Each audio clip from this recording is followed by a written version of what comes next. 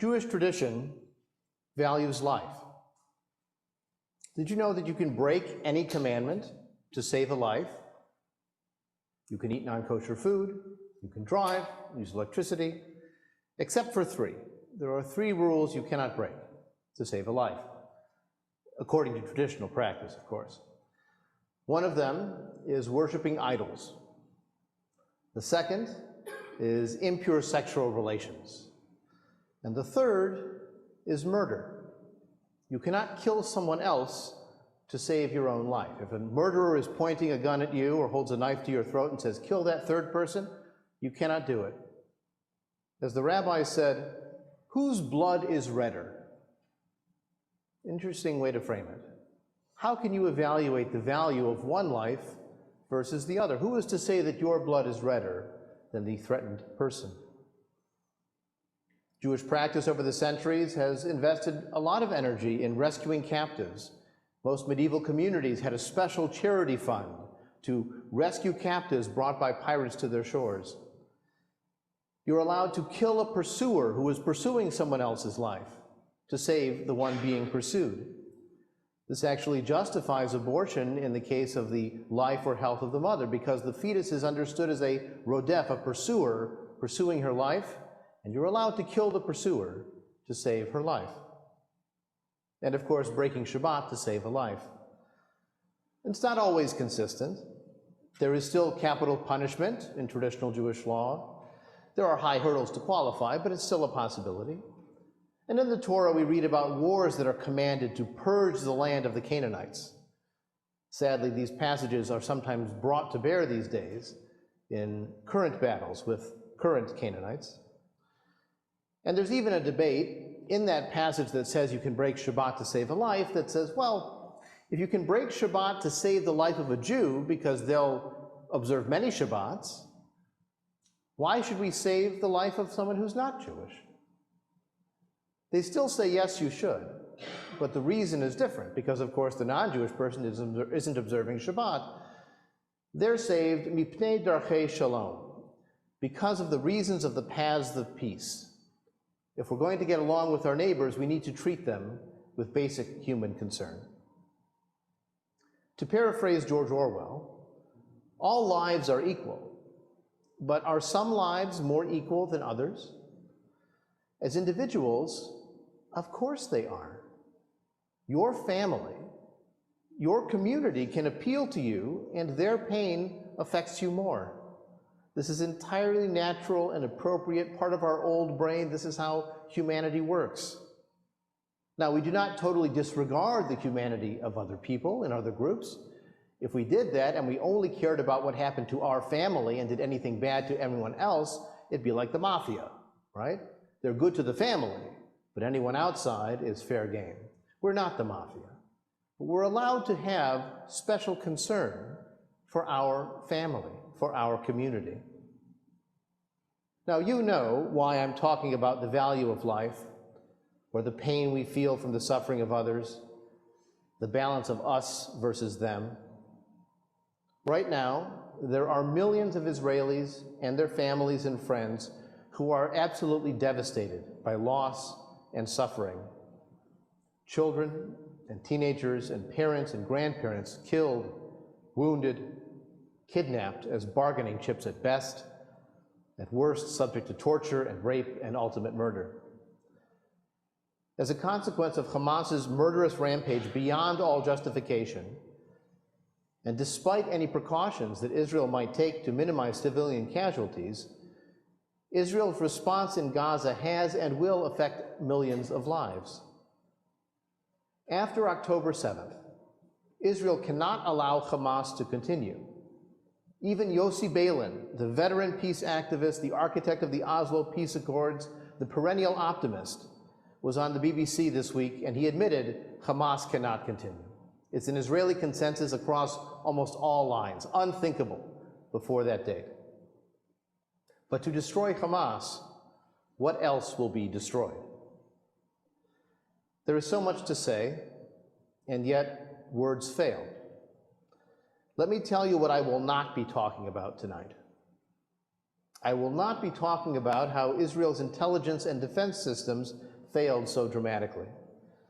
There will be inquests and resignations and reports to answer many of those questions in the weeks to come.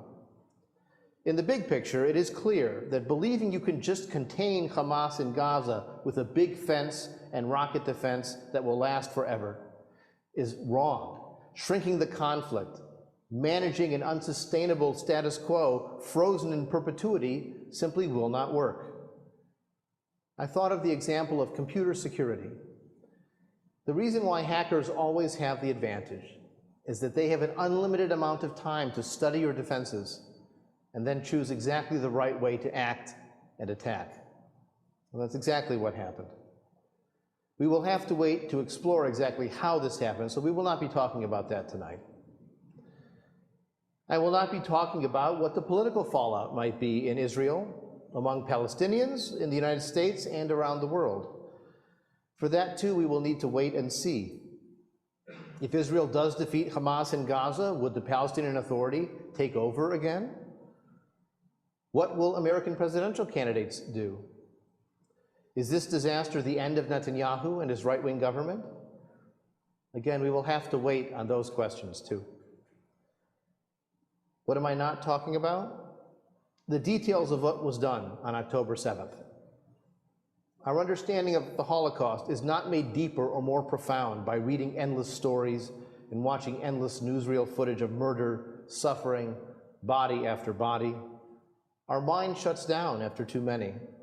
It feels almost exploitative of their suffering for our purposes.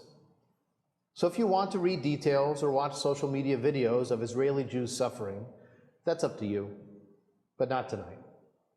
We mourn their loss without the gore, at least tonight.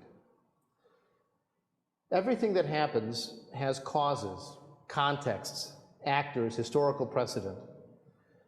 Refugees fleeing war, as is happening right now as we speak, is how so many Palestinians wound up in Gaza in the first place in 1948. Because neither fledgling Israel nor Egypt wanted them, they were not allowed back and not made Egyptian citizens either. Egypt encouraged Fedayeen, militants who were willing to sacrifice themselves, to raid across the border into Israel, which then provoked an Israeli response. Does that sound familiar? In the Six-Day War, Israel conquered Gaza, and it became their problem directly.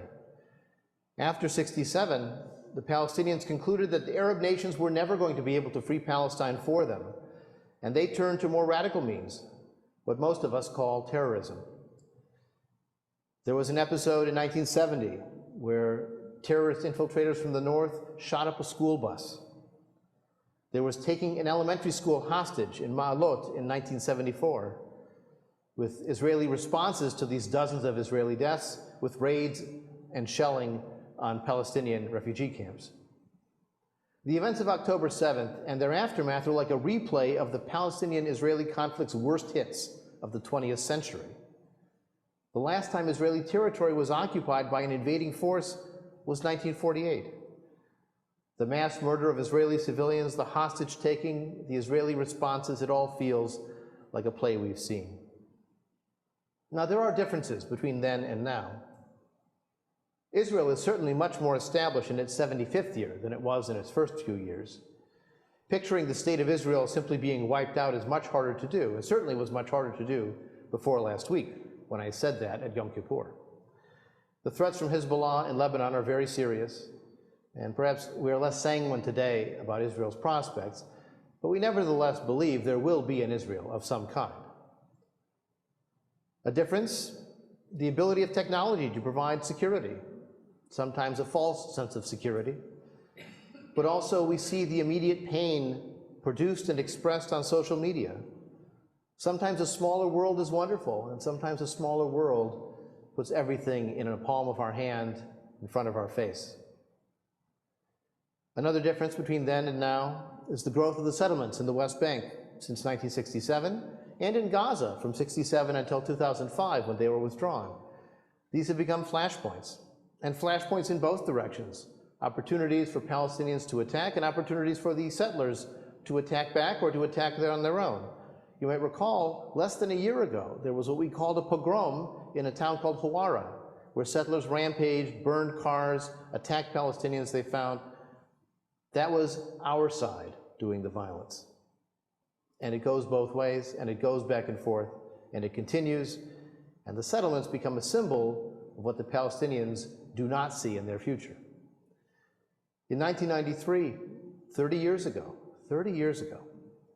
the Oslo Peace Accords dangled the tantalizing possibility of resolving the conflict, but they were destroyed by extremists.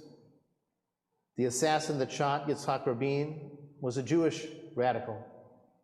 The bus bombings that blew up Israeli hopes for a peaceful resolution were Palestinian bus bombings. The extremists rejected any compromise on their claims of owning the land from the river to the sea, on both sides, because the settlers want to own from the river to the sea for Israel. Just as Hamas chants, from the river to the sea, Palestine will be free. In other words, no Israel. The Jordan River to the Mediterranean is what they both claim and refuse to compromise on. If you read the Hamas charter, you will see there is no space for an Israel there. If you read the platforms of Netanyahu's coalition partners who said they would wipe out Huwara, there is no room for compromise either. A difference between earlier and today, well, in 2005, Israel withdrew its settlers and its occupying forces from Gaza. And some have argued that means Israel has nothing to do with Gaza anymore. It's all their fault.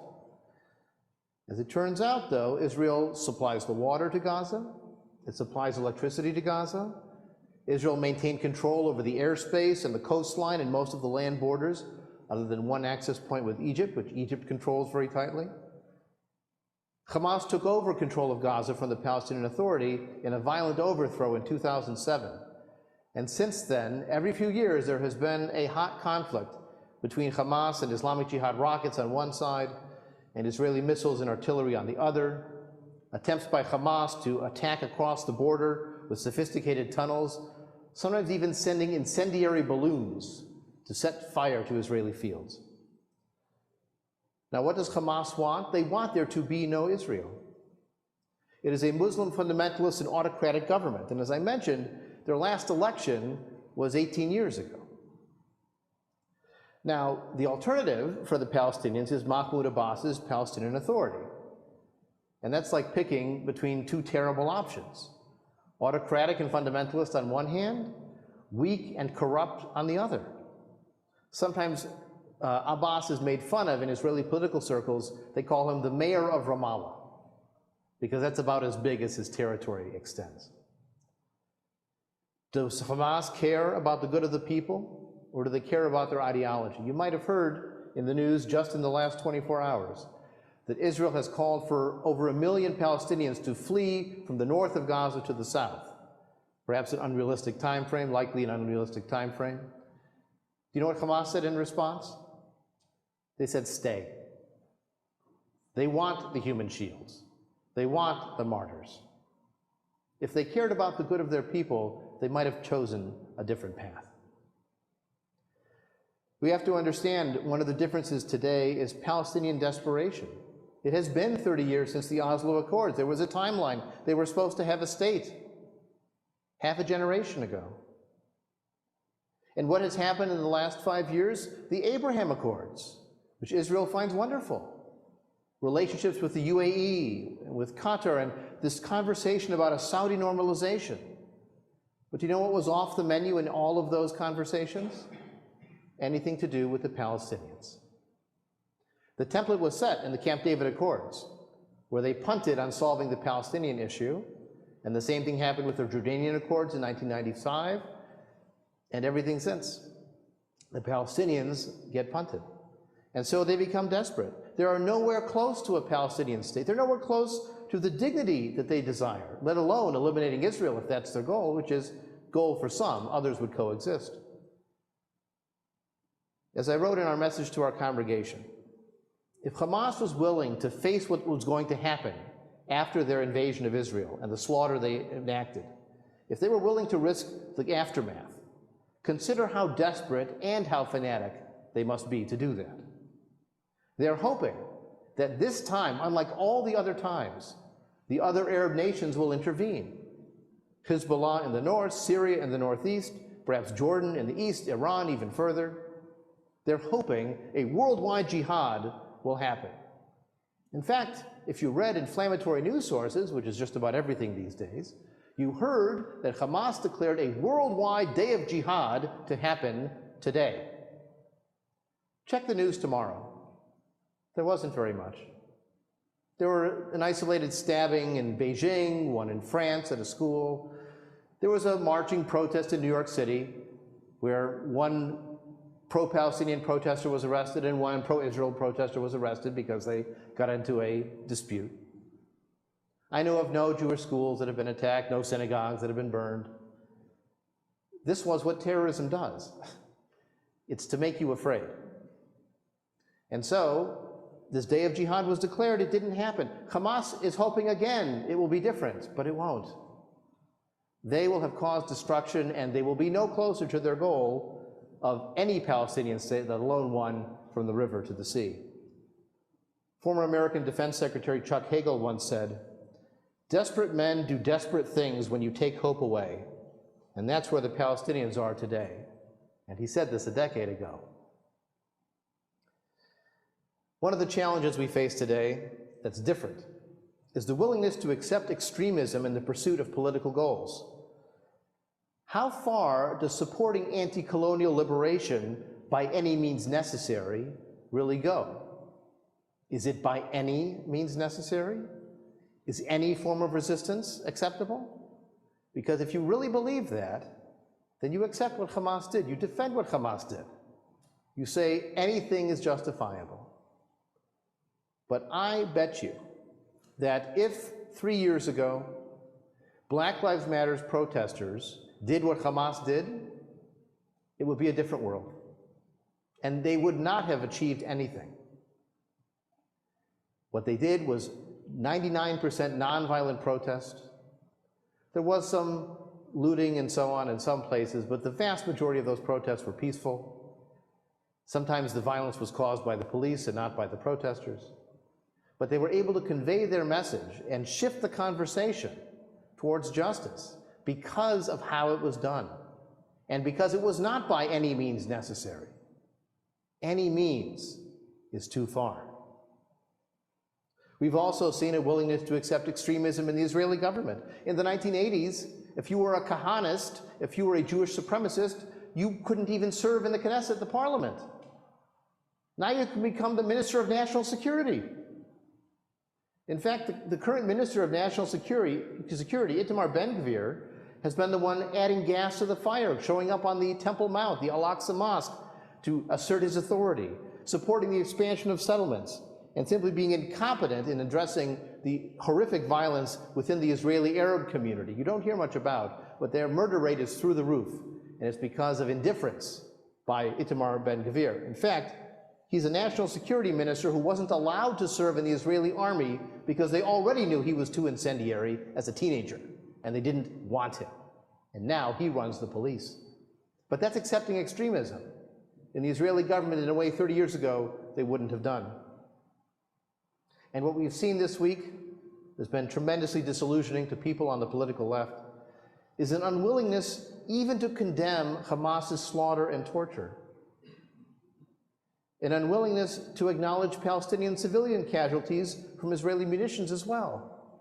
You see, I do think there's a difference, and I wrote this to our congregation. There's a difference between what Hamas did face to face and what happens as a result of human shields and remote munitions.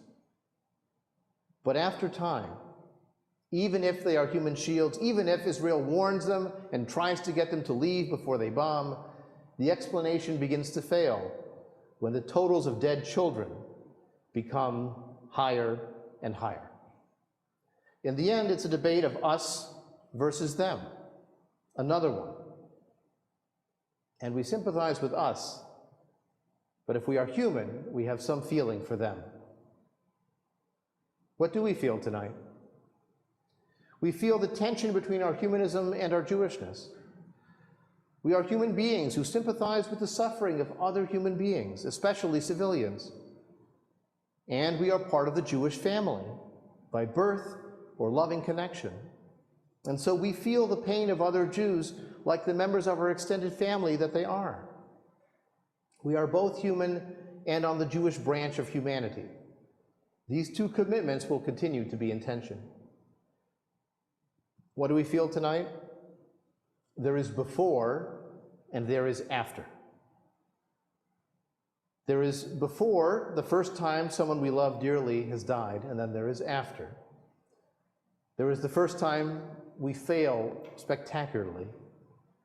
There is the first time we are personally struck by tragedy, the first time we learn that the world is not fair, that no one and no thing guarantees our happiness or even predictability. There is the first time we learn that people can be truly evil and cruel. Sometimes they are caught and sometimes they are not. There is the first time we learn that some problems cannot be solved, or at least we can see no way to solve them. Before those firsts, the world makes sense. Our hopes come true. We may be surprised, but we are not shocked. After, we doubt everything. We fear anything. We wonder what will be with dread instead of hope. Last Shabbat was not the first time we experienced these things: death and failure and tragedy and uncertainty and human evil. The first major pogroms in the 19th century killed hundreds of Jews. Pogroms in the early 20th century killed thousands. The Holocaust killed millions. We already knew before this week what was possible in the world. We already knew that to be human is to both accept this reality and to resist this reality. We knew it, and yet facing what happened and why and what will happen next is no easier. There is a permanent sadness in the after that never fully disappears. What do we feel tonight? We are uncertain about the future. There is a fear of a rise in anti-Semitism outside of Israel that has led to recommendations to close Jewish schools or remove mezuzot, doorpost markers, from our doorpost, or barricade ourselves behind walls, literal and metaphoric. This is precisely when we need the courage we derive from community. As I was writing this sermon this morning, I received a very kind email from Reverend Lucas Hergert of the North Shore Unitarian Church to offer his sympathy and support. We are not alone, as Jews and as citizens of the world who support peace and coexistence.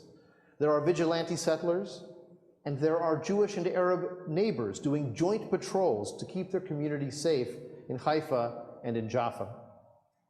And there are those who still accept that more rockets and missiles will not end the conflict.